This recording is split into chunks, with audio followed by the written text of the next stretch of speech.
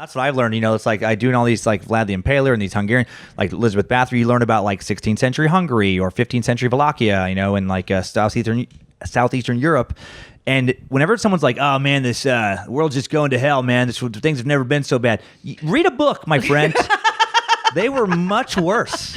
Right. Other people have gone through exactly this. Yes. And it doesn't, it ends. Yeah. But it's a shit show. Oh, yeah. For decades. Yep. And peasants, back then, it was unbelievable. Like, there was always some asshole trying to take over their village that had nothing to do with those people, but they were trying to expand. They were just always in the middle of a horrific, bloody shitstorm. Always. Yes, always. They had no rights, like literally had no rights. They signed away their rights in Hungary because of an uprising that was squashed. Mm-hmm. And so they were there. Shit. But this ultra, this is the new, I was fascinated with, because I've only done LSD once.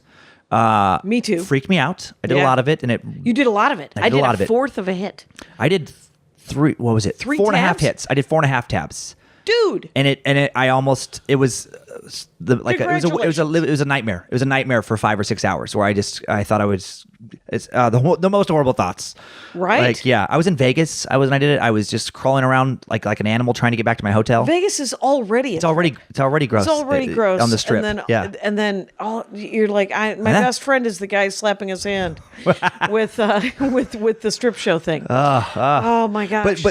So I have. It was interesting to do the ultra thing, having at least done shrooms a few times, having hallucinated on acid, and to learn the origins of acid. So basically, what MK Ultra was is right after the CIA gets going, they have their various projects working on different things, and there was a parallel project, kind of like the Manhattan Project, not CIA, but the race to build bigger and better nuclear weapons. Okay. To beat the Russians. Right. Well, because we suspected Russia of really moving quickly on all these nuclear programs, so we needed to move faster. That they don't have any money. Right. Yes. Right. Because they're communists.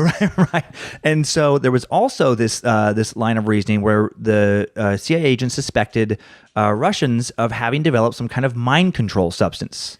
This was a real thing. This came out of the OSS actually looked into hypnosis to try and hypnotize someone to get them near Hitler, to then give him some kind of code word, like a Manchurian candidate kind of thing that would make him get rid of Hitler. No wonder. Yeah.